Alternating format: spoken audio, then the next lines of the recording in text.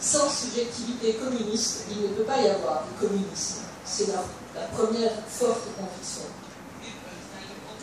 Et les gestes fondateurs du communisme à Tchernambourg, ce sont la fin décrétée de la propriété, mais aussi la fin du travail, la confiance dans le soleil comme capable de donner tous les biens nécessaires à l'humanité, et également le nomadisme des maisons que les habitants déplacent sur leurs épaules. L'idée, c'est aussi que le communisme ne doit pas être dans une immobilité, même pas celle de la maison, même pas celle de l'habitation. Et je voudrais vous raconter une scène parmi bien d'autres de ce roman extraordinaire.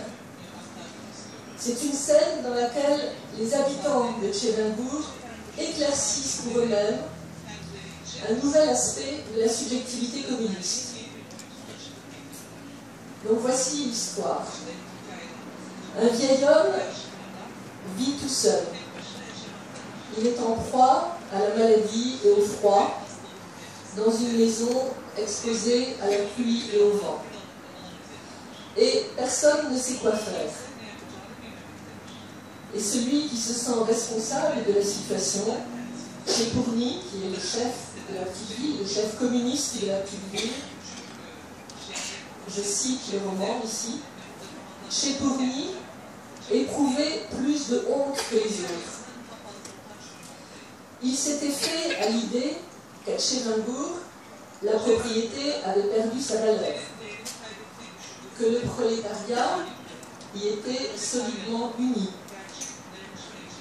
mais que les corps vivaient à part et enduraient des souffrances sans recours, sans remède. C'était là un point sur lequel les gens n'étaient pas unis. Et voilà pourquoi les gens qui venaient du Nord et qui arrivaient à Tchernambourg n'arrivaient pas à voir le communisme. Parce que le communisme n'était pas encore devenu ce que le romancier appelle une matière interstitielle entre les corps des prolétaires. Cette nuit-là, deux habitants prennent l'initiative.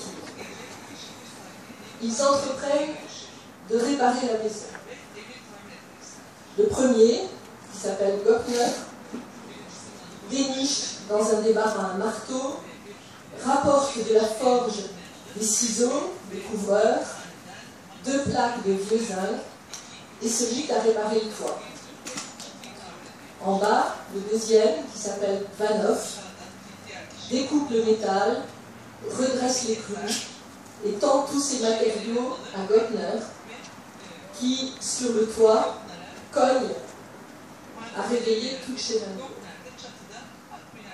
C'était la première fois que dans la ville, un marteau tapait et qu'un homme ajoutait son labeur, ajoutait son travail à celui du soleil. Chepourny, le chef communiste, qui était sorti dans la steppe, revint rapidement au bruit du marteau.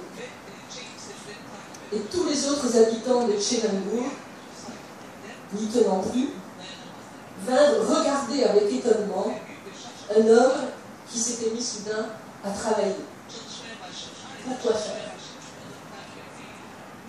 N'ayez pas peur, je vous prie, dit Chepourny. S'il s'est mis à taper, ce n'est pas par esprit de lucre, ce n'est pas pour le profit, pour son profit. Il n'a rien à offrir à ce pauvre homme.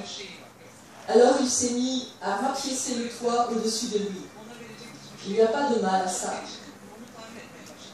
Il n'y a pas de mal, répondirent plusieurs hommes, qui restèrent là jusqu'à minuit, où Goppner descendit du toit et dit « Maintenant, ça ne coulera plus ». Vous le voyez dans cette histoire, qui est comme une petite fable, le travail est suspect. Il est suspect et suspecté de réintroduire la volonté de profit. Et pour cette raison, il est sous la surveillance de tous, de toute la ville.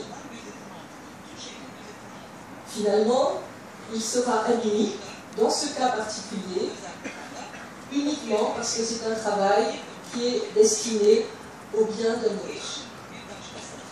Et Platonov ajoute ce commentaire étonnant. Les gens de Tchelingour, je cite le roman ici, se sentirent avares de Yakov Tikitch, avares du vieil homme, car il avait fallu rapiécer tout un toit pour le garder sain et sauf. Leur sommeil, après ça, fut paisible et plein de consolation.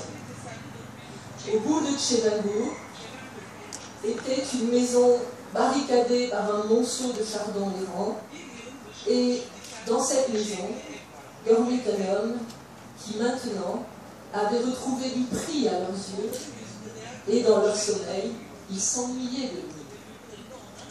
Ainsi, un jouet peut être cher à un enfant qui dort et qui attend le matin pour s'éveiller et retrouver le jouet qui le lie au bonheur de la vie.